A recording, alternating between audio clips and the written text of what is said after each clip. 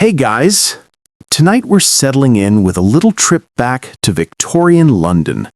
So go ahead, dim the lights, maybe wiggle under the blanket, and prepare yourself to hear a very long, very calm explanation of why winters in London during the 19th century were both brutal and kind of depressing. And I do mean brutal, but not in the exciting Game of Thrones snowstorm battle sense. Now, this was more the kind of brutal that slowly seeps into your socks and ruins your week, which honestly might be worse. So, Victorian London. We're talking roughly the reign of Queen Victoria, from 1837 to 1901, a time of industrial expansion, railways, Dickensian orphans, and, as we'll see, a whole lot of soot. You could say it was an era when the empire was at its height, but its citizens were mostly cold, damp, and mildly ill, which feels fitting. Let's start with the basics. London winters are not Siberian winters. Nobody is being frozen into statues on the streets. But Victorian London had its own unique cocktail of misery. Cold weather, terrible housing, bad air quality, and a national obsession with coal.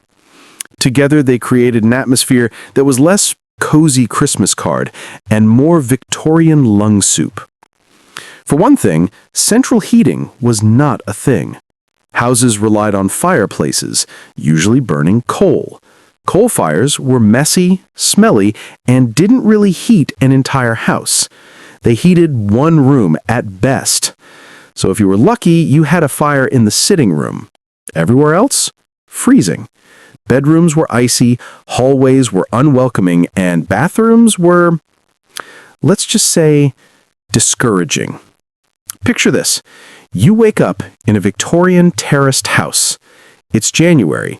There's frost on the inside of your window. You can literally see your breath. Your water jug, the one sitting on the washstand, has a nice crust of ice on top. Congratulations, it's time to splash your face with freezing water and pretend this is normal. Because it was. Of course, the richer you were, the more fireplaces you had. Wealthy households might keep fires going in several rooms, but even then you were dealing with an inefficient system. Coal fires take time, effort, and servants to maintain. They also fill the house with dust and soot, so your expensive drapes and upholstery basically became air filters. A cozy status symbol, but also a lung hazard. And the poor? Well, let's just say their heating situation was not ideal. A single fire if they could afford it. Otherwise, it was blankets, body heat, and misery. Coal was expensive, so families rationed it carefully. That's why you see so many grim descriptions of shivering children in Dickens novels. It wasn't just literary drama. People were really that cold. Now let's talk about the streets. Outside, the weather was damp more than it was snowy. London didn't usually get those picturesque white winters.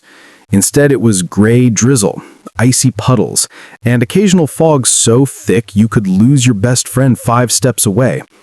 And not the romantic pea souper fogs of Sherlock Holmes movies. These were coal smog fogs, made worse by every fireplace in the city pumping out smoke.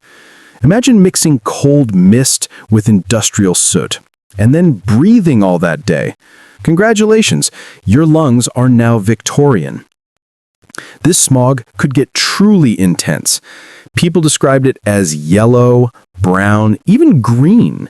Street lamps barely cut through it. At times, businesses had to stop because nobody could see what they were doing. Horses walked into each other, and of course, all that soot eventually settled on buildings, on clothing, and, naturally, inside your respiratory system. Nothing says festive like bronchitis. We should also consider clothing. Victorians layered up. Men in heavy wool suits, women in long dresses, multiple petticoats, shawls, cloaks. It sounds warm, but heavy, damp wool is only so comfortable when the air is wet and freezing. And once your boots leaked, which they usually did, you were slogging around in icy mud with little chance of warming up until you found a fire, which, if you were poor, might be never. Children were often the worst off. They wore scaled-down versions of adult clothing. No waterproofs, no modern insulation, just layers of thin fabric. That's why winter was prime season for coughs, colds, and worse. Diseases thrived in those cramped, damp houses. Tuberculosis didn't need much of an invitation, and winter practically rolled out a red carpet. Now food. You'd think hot meals might help. And yes, if you could afford them, they did. The upper and middle classes enjoyed roasts, puddings, hot soups. But for the urban poor, winter diets were meager. Bread, tea, maybe a bit of cheese. Fuel was expensive, so even if you had food, cooking it was another challenge. Cold meals were common simply because lighting a fire wasn't worth the coal, which means not only were people freezing, they were eating cold bread while freezing. Truly a vibe. But winter wasn't just physically uncomfortable. It also affected daily life in ways that now feel bizarre. For instance, gas lamps existed, but they weren't everywhere. Short days meant long stretches of darkness. If you worked outdoors or traveled, you were at the mercy of weather and fog. The city was dim, shadowy, and often unsafe. Thieves loved it. Accidents were common. And if you were waiting for a carriage, hope you enjoyed standing around in the freezing damp for half an hour. Even inside, light was limited. Candles and oil lamps helped, but they smoked, they smelled, and they were fire hazards. So winter evenings were long, dark, and often spent huddled near a fireplace, reading by weak lamplight, maybe knitting, maybe just complaining about how cold it was, which Victorians were excellent at doing. And of course, let's not forget about work. Industrial London didn't stop for winter. Factories stayed open, and many were unheated. Imagine standing in a huge warehouse, working 10-hour shifts with frozen fingers and breath hanging in the air. Mines? Same story, but worse. Outdoor laborers had it even harder. Construction, street sweeping, hauling goods through slushy streets.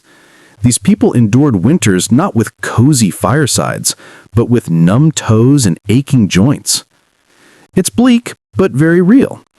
Victorian winters were basically survival mode for the lower classes. Now, I know what you're thinking. Surely Christmas made up for it. And yes, Christmas traditions blossomed in the Victorian era. Trees, cards, carols. Dickens practically invented the modern holiday vibe. But one cheerful holiday did not erase 3 months of damp misery. At best, Christmas was a temporary warm spot in an otherwise dreary season. In fact, the contrast probably made things worse. Imagine spending Christmas Day with a fire, a pudding, maybe even a few presents, and then going right back to freezing in January, the post-holiday blues, Victorian style. So, what about the health consequences? Well, unsurprisingly, they were not great. Respiratory illnesses spiked in winter. Tuberculosis, pneumonia, bronchitis, take to pick. Infant mortality was highest in the colder months. Even for adults, winter meant weakened immune systems, less fresh food, and more time breathing foul air. Average life expectancy was already low, but winter had a way of reminding everyone just how fragile life could be. Doctors of the time noticed all this, of course, but medicine wasn't exactly helpful. You might get recommended to drink port wine, or take some cod liver oil, or simply rest by the fire, which was great advice if you had a fire, less so if you were living in one damp room with 6 kids and no coal. And this brings us to the great irony. The Victorian era was a time of progress, railways, telegraph, empire, but basic comfort in winter lagged behind. People could send a message across the Atlantic faster than they could warm their own bedrooms. Technology solved big problems, but ignored small daily miseries, which might be why so many Victorian novels are full of people sighing dramatically by the fire.